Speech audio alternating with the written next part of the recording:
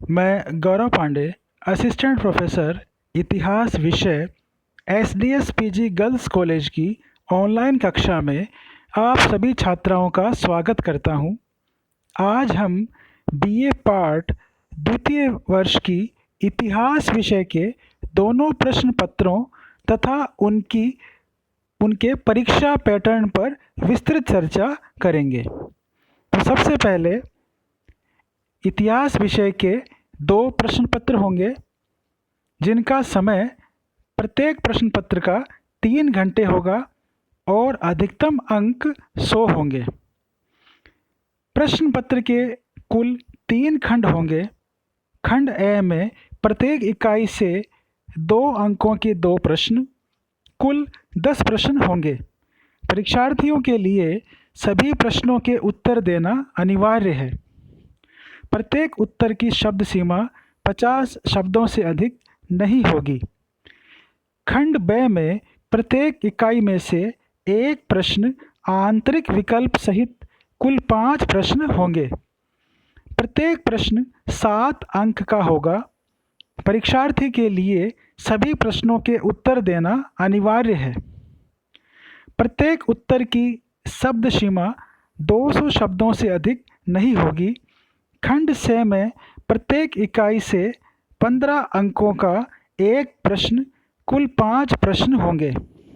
परीक्षार्थी को किन्हीं 3 प्रश्नों के उत्तर देने होंगे। प्रत्येक खंड की शब्द सीमा 500 शब्दों से अधिक नहीं होगी।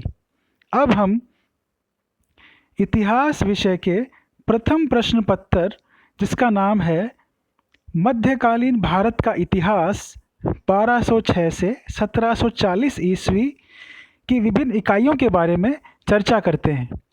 इस प्रथम प्रश्न पत्र में इकाई प्रथम के अंतर्गत निम्नलिखित बिंदु हैं। मध्यकालीन भारतीय इतिहास के प्रमुख स्रोत, भारत में तुर्की राज्य की स्थापना, कुतुबुद्दीन ऐबक, इल्तुतमिश, रजिया और बलबन, खिलजी साम्राज्यवाद, दक्षिण एवं राजस्थान में प्रसार, प्रशासनिक व आर्थिक नियंत्रण तथा इनका राज्य व जनता पर प्रभाव। इसी तरह इकाई द्वितीय के अंदर मोहम्मद तुगलक कालीन नवीन प्रयोग, फिरोज तुगलक की धार्मिक नीति एवं सार्वजनिक कार्य, तैमूर का आक्रमण, सिकंदर लोदी, विजयनगर व बहमनी साम्राज्य की स्थापना तथा उनके पतन के कारण, सल्तनत काल में सामाजिक व आर्थिक दशा तथा प्रशासनिक व्यवस्था होगी। इकाई तृतीय के अंतर्गत निम्नलिखित बिंदु हैं। बाबर के आक्रमण के समय में भारत की राजनीतिक दशा, मुगल साम्राज्य की स्थापना में बाबर की भूमिका, हुमायूं, प्रारंभिक कठिनाइयाँ और उसकी असफलता के कारण, शेर शाह, उसके साम्राज्य का विस्तार तथा उसका प्रशासन, अकबर के अधीन राजनीतिक एकीकरण, विस्तार व सुदृढ़ीकरण। इकाई चतुर्थ के अंतर्गत निम्नलिखित बिंदु हैं। जहांगीर, मुगल दरबार में नूरजहां की भूमिका, शाहजहां की उपलब्धियां, राजपूतों व दक्षिण के प्रति औरंगजेब की नीति, मुगलों की धार्मिक नीति, शिवाजी, उनकी विजय एवं प्रशासनिक व्यवस्था, मुगल साम्राज्य के पतन के कारण। इकाई पंचम, जिसके अंतर्गत निम्नलिखित बिंदु हैं। मुगल साम्राज्य की प्रकृति, कृषि व्यवस्था, मनसबदारी प्रथा, विदेशी व्यापार व वाणिज्य, सामाजिक वर्ग, उलेमा, अमीर, जमींदार एवं जागीरदार, किसान तथा स्त्रियों की दशा।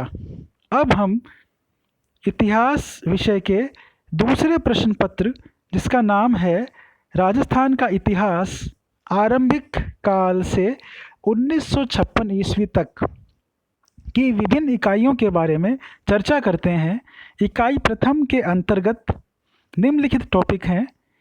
राजस्थान के इतिहास के मुख्य स्रोत, राजस्थान के आद्य इतिहास की रूपरेखा, मुख्यतः कालीबंगा, आहड़ एवं बैराट के पुरातात्विक स्थलों के संदर्भ में, मत्स्य जनपद की रूपरेखा, राजपूतों की उत्पत्ति, पृथ्वीराज चौहान तृतीय और उसकी उपलब्धियां। इसी क्रम में इकाई द्वितीय के अंतर्गत निम्नलिखित टॉपिक हैं: राजपूत राज्यों की केंद्रीय सत्ता के साथ सहयोग तथा प्रतिरोध की नीति, हमीर, महाराणा सांगा, मालदेव, महाराणा प्रताप, मानसिंह, बीकानेर के राय सिंह, जसवंत सिंह एवं सवाई जयसिंह के विशेष संदर्भ में। इकाई तृतीय के अंतर्गत राजपूताना में मराठों के हस्तक्षेप के कारण एवं परिणाम, अंग्रेजों के साथ 1818 ईस्वी की संधियों के संपन्न होने की परिस्थितियां तथा परिणाम, मेवाड़, मारवाड़ और कोटा राज्यों के विशेष संदर्भ में, राजस्थान में 1857 ईस्वी के स्वतंत्रता संग्राम के कारण एवं परिणाम, राजस्थान में राजनीतिक जनजागरण के कारण। इकाई चतुर्थ के अंतर्गत बिजोलिया किसान आंदोलन, गोविंद गिरी एवं मोतीलाल तेजावत के नेतृत्व में जनजातीय आंदोलन, प्रजामंडलों का स्वतंत्रता आंदोलन में योगदान, बीकानेर, जयपुर एवं मारवाड़ के विशेष संदर्भ में, राजस्थान राज्य का निर्माण 1948 से 1956 ईस्वी। इकाई पंचम के अंतर्गत निम्नलिखित टॉपिक हैं: राजपूत राज्यों के सामंतवाद की विशेषताएं, ब्रिटिश प्रभुसत्ता के दौरान जागीरदारों की स्थिति में परिवर्तन, राजस्थान में दुर्ग एवं मंदिर स्थापत्य, राजस्थानी कला एवं साहित्य। मैं उम्मीद करता हूँ कि आपको यह सिलेबस सही तरीके से समझ में आया होगा। धन्यवाद।